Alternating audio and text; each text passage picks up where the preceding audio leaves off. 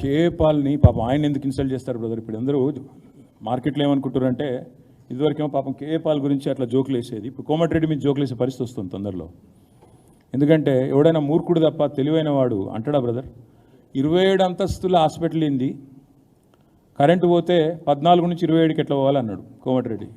నేను చూస్తూ ఉంటే సోషల్ మీడియాలో కామెంట్ ఏందో తెలుసా, మరి 14 అంతస్తులే కడితే మరి 3వ అంతస్తుల పోయి కరెంట్ ఆగిపోతే అసలు ఫస్ట్ ఆఫ్ ఆల్ ఒక మంత్రి నోట్లకి వెళ్ళి కరెంట్ పోతుందన్న మాట ఎందుకు వస్తుంది? మేము ఉన్నప్పుడు ఆ మాట ఎందుకు రాలేదు, ఇప్పుడు ఎందుకు వస్తుంది? అంటే ఎంత మూర్ఖులు నడుపుతున్నారు ఈ గవర్నమెంట్ని, ఎంత జోకర్లు నడుపుతున్నారు ఈ గవర్నమెంట్ని. ఇలాంటి సన్నాసులు నడిపితే గట్లాంటి ఆలోచనలు వస్తాయి. కరెంటు పోతే జనరేటర్ ఉండదా? ఆయన మంత్రి, ఆయన నాకు అర్థం కాదు, జోకరా ఆయన మంత్రి. ఇంకా మీరు మళ్ళీ ఆయన క్వశ్చన్కు మళ్ళీ మీరు నన్ను అడుగుడు.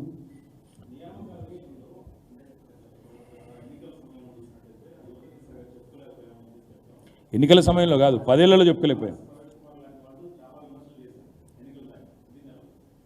ఎలా చూస్తాం? ఇలా ఆర్ఎస్ ప్రవీణ్ కుమార్ గారు నాతో ఉన్నారని చూస్తాను. ఏం చూస్తాం?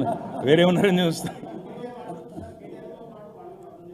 కాదు కాదు కాదు నేనేమన్నా అంటే ఒకటి మాత్రం పక్క, నేను ఎవరిని నిందించను. నిందించాల్సి వస్తే మేమే సరిగ్గా చేయలేదు, నేను వాళ్ళని వీళ్ళని ఎందుకు నిందించాలి? నేను మా పార్టీ నాయకత్వం నాతో సహా మేము సరిగ్గా తెలంగాణ యువత కన్విన్స్ చేయలేదు, మేము సరిగ్గా సమాచారం ఇవ్వలేదు. మేము అర్థమైంది కదా, తెలిసింది కదా, ఉద్యోగాలు వస్తూనే ఉన్నాయి, వాళ్ళు జీతాలు తీసుకుంటూనే ఉన్నారు, ఉద్యోగం ఎక్కినరు, కూర్చున్నారు, తెలియని వాళ్ళు ఎవరని మేము అనుకున్నాం. కానీ నేను చెప్పినా కదా ఇంతకుముందే, నిజం కడప దాటే లోపల అబద్ధం ఊరంతా తిరిగి వస్తుంది. కేసీఆర్ ఇంట్లో 4 ఉద్యోగాలు ఇచ్చుకున్నాడు, 4 ఉద్యోగాలు ఇచ్చుకున్నాడు, అదే పోయింది మొత్తం. అసలు 2 లక్షల ఉద్యోగాలు ఇచ్చిన మాట ఎక్కడో మరుగున పడిపోయింది. అది పాయింట్. నేను అనేది ఏంటంటే నెగిటివ్కి ఎప్పుడైనా కూడా సోషల్ మీడియాలో కానీ ముఖ్యంగా యాంటీ ఎస్టాబ్లిష్మెంటు వార్తల్లో కొద్దిగా ముందు పోరాటాల్లో కూడా ముందుండేది యువత.